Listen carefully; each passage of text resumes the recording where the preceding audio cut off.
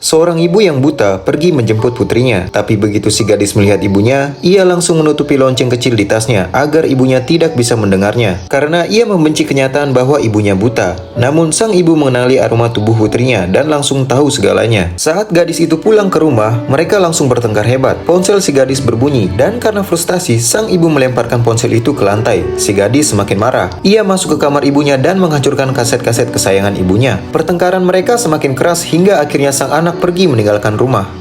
Malam harinya, kedua orang tuanya menunggu dia pulang hingga pagi. Lalu mereka menelpon guru-guru di sekolah, tapi tidak mendapat kabar apapun tentang anak mereka. Tiba-tiba, radio menyiarkan pesan, polisi telah menemukan sosok mayat. Maka kedua orang tua itu pergi ke kantor polisi. Polisi pun meminta mereka memeriksa jasad tersebut. Sang ibu berjalan mendekat dengan tangan gemetar dan memeriksa apakah ada luka di tangan jenazah itu. Ternyata tidak ditemukan luka dan itu bukan putrinya. Namun sang anak tetap belum ditemukan. Meski begitu, sang ibu tetap pergi keluar setiap hari untuk mencarinya. Tapi saat itu si gadis sedang berkencan dengan pacarnya, seolah-olah keluarganya sudah ia tinggalkan. Saat malam ia pulang ke rumah, orang tuanya belum juga pulang. Di atas tempat tidur, ia melihat kaset-kaset yang telah ia hancurkan. Ia merasa sangat bersalah dan memutuskan untuk mencoba memperbaikinya. Lalu ia memutar salah satunya, ternyata itu rekaman dari masa kecilnya. Ada suara ibunya yang berkata bahwa ia sangat menyayanginya. Ia pun teringat masa kecilnya. Saat itu, ia tanpa sengaja menarik kabel hingga rice cooker jatuh ke lantai. Mendengar suara itu, ibunya langsung berlari ke arahnya. Tapi karena tidak bisa melihat, sang ibu menginjak nasi yang tercecer dan terjatuh. Meski begitu, ia tetap panik dan terus mencari putrinya. Akhirnya, ia berhasil membawanya ke rumah sakit tepat pada waktunya.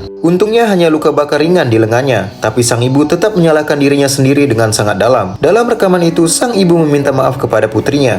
Ia bercerita bahwa ia membuatkan lonceng kecil agar lebih mudah menemukan anaknya. Mendengar semua itu, si gadis menyesali segalanya. Ia langsung berlari keluar rumah. Saat itu, hujan turun sangat deras, tapi kedua orang tuanya masih mencarinya di luar sana. Lalu sebuah payung terbuka di hadapannya. Si gadis menangis meminta maaf dan memeluk ibunya erat-erat.